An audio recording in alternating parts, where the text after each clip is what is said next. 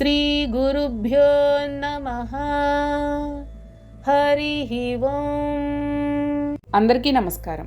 మురడప్రియ ఇది అమ్మవారి 211వ నామం. ఇది 4 అక్షరాల నామం. ఈ నామంతో అమ్మవారికి నమస్కారం చేసేటప్పుడు మురడప్రియాయే నమః అని చెప్పాలి. మురడ అంటే శివుని అని అర్థం, ప్రియ అంటే ప్రియురాలు అని అర్థం. మృత్యువుకు పైన ఎరుగున్నవాడు కాబట్టి శివుణ్ణి మృడు అంటారు. వాస్తవానికి మార్తాండుడన్నా మృడుడన్నా ఒకటే అర్థం. సృష్టిలోని ద్రవ్యత్వము ఆకారత్వము అనంతంలోనికి లీనమవుతుండగా తాను మాత్రం అతీతుడుగా సాక్షిభూతుడై ఉండేవానిని మృడు అంటారు. మృతమైన అండములు అంటే లీనమైపోవు భౌతికత్వమునకు సాక్షిభూతునిగా ఉండువాడు మార్తాండు.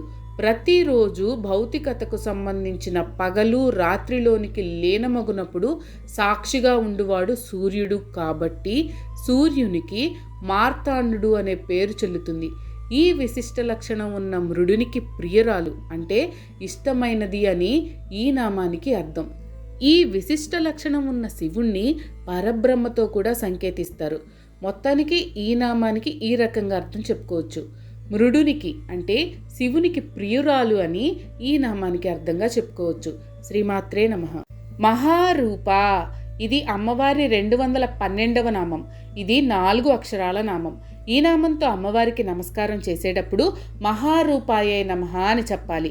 మహా అంటే గొప్పదైన అని అర్థం, లేదా మహిమాన్వితమైన అని అర్థం. రూప అంటే రూపము కలది అని అర్థం. ఈ మహారూప నామం నుండి మహాయోగీశ్వరేశ్వరి అనే నామం దాకా ఉండే నామాల చేత దుర్గా సప్తశతీమాల మహామంత్ర విశేషాలు చెప్పబడతాయి. ఉన్మేష నిమిషోత్పన్న విపన్న భువనావళి అని అమ్మవారికి ఒక నామం. ఈ నామం లలిత స్తోత్రంలోనే ఉంటుంది. అమ్మ కనురెప్పలు తెరిస్తే సకల భువనాలు సృష్టింపబడతాయి. కనురెప్పలు మూస్తే అవన్నీ లయమైపోతాయి. ఈ విధమైన సృష్టి ప్రళయాలు రెండూ తన యందు చెల్లే రూపం కాబట్టి అమ్మవారిది మహారూపం అవుతుంది. ఇతరులందరికీ ఒకే సమయంలో ఏదో ఒక రూపమే చెల్లుతుంది.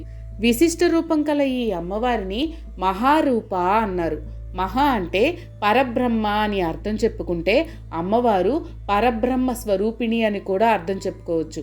సృష్టి ప్రళయాలు రెండు తనయందు చెల్లు రూపము కలది అని, పరబ్రహ్మ స్వరూపిణి అని ఈ నామానికి అర్థాలుగా చెప్పుకోవచ్చు. శ్రీమాత్రే నమః. మహాపూజ్య ఇది అమ్మవారి 213వ నామం. ఇది 4 అక్షరాల నామం. ఈ నామంతో అమ్మవారికి నమస్కారం చేసేటప్పుడు మహాపూజ్యాయే నమః అని నమస్కరించాలి. మహా అంటే గొప్పగా అని అర్థం, పూజ్య అంటే పూజింపబడునది అని అర్థం. మనలో దైవీ గుణాలను పూరింప చేసుకోవడం కోసం చేసేదే పూజ. ఒక పరిమితిలో గల దాన్ని ఆరాధిస్తే అది మామూలు పూజ అవుతుంది. ఈ మొత్తాన్నే ఆరాధిస్తే అది మహాపూజ అవుతుంది.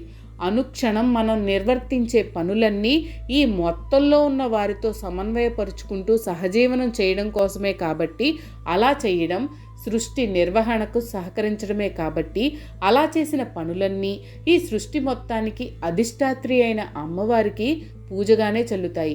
మనం ఏం చేసినా ఆవిడకు పూజ అవుతుంది, కానీ మనకు అది పూజ కాదు అని గ్రహించాలి.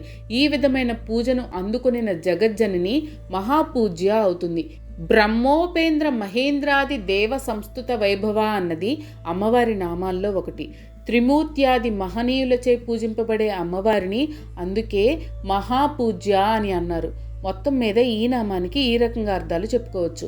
మహనీయమైన పూజను అందుకొనున్నది అని, మహనీయులచే పూజింపబడినది అని అర్థాలుగా చెప్పుకోవచ్చు. శ్రీమాత్రే నమః.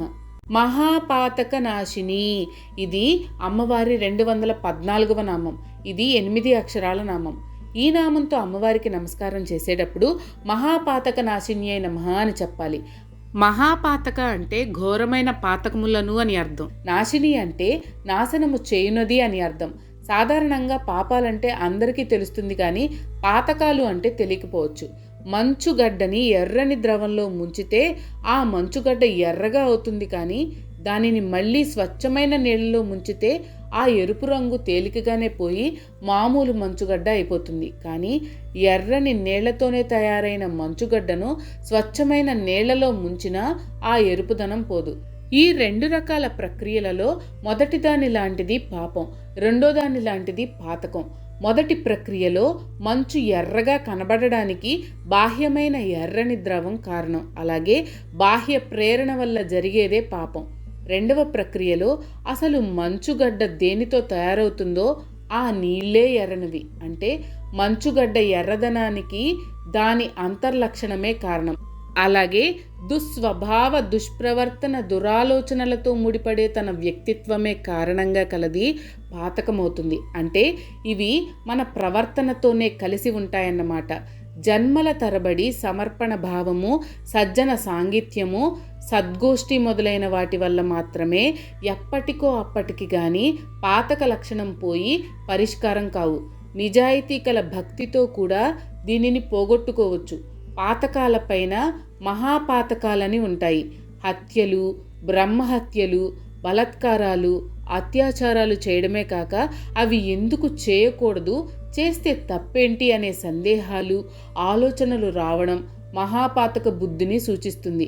అమ్మవారిని ఆరాధిస్తే ఇలాంటి మన దౌర్భాగ్య బుద్ధిని మార్చి సద్బుద్ధిని కలుగజేసి చెడ్డ పనులు చేయకుండాను మంచి పనులే చేసేలాగాను చేసి మన పాతకాలను పోగొడుతుంది. అంతేగాని మనం వరుసబెట్టి అడ్డమైన చెడ్డ పనులు, హత్యలు, అత్యాచారాలు చేసి అమ్మవారిని పూజిస్తే ఆవిడ వాటన్నింటినీ సర్దుబాటు చేసి మనలను రక్షిస్తుంది అని కాదు, ఘోరమైన పాతకాల నుండి మనలను విముక్తి చేయగలది అని ఈ నామానికి అర్థంగా చెప్పుకోవచ్చు. శ్రీమాత్రే నమః. మహామాయ ఇది అమ్మవారి 215వ నామం. ఇది 4 అక్షరాల నామం. ఈ నామంతో అమ్మవారికి నమస్కారం చేసేటప్పుడు మహామాయయే నమః అని చెప్పాలి. మహా అంటే మహిమాన్వితమైన అని అర్థం, లేదా సాధారణ ఊహకు అందని అని కూడా అర్థం. మాయా అంటే మాయా లక్షణం కలది అని అర్థం. భ్రాంతిలో పడవేసి వివేకం పనిచేయనీయకుండా చేసేది మాయా లక్షణం. మనకి తెలుసున్న ఇంద్రజాల, మహేంద్రజాలాలు, కనికట్టు మొదలైనవన్నీ ఎలాంటివో మాయ కూడా అలాంటిదే. వాస్తవానికి ఏమీ లేకపోయినా కలలోనైనా హైరాణ పడిపోవడం మాయ అయితే, మెలకువ వచ్చిన తర్వాత కలలో చూసింది అవాస్తవమని తెలుసుకోవడం ఆ మాయ తొలగడం అవుతుంది. అలాగే మోక్షం వచ్చిన తర్వాత అంతకు పూర్వం స్థితిని గూర్చి నిజమైన అర్థం తెలియడం ఆ మహామాయ తొలగడం అవుతుంది.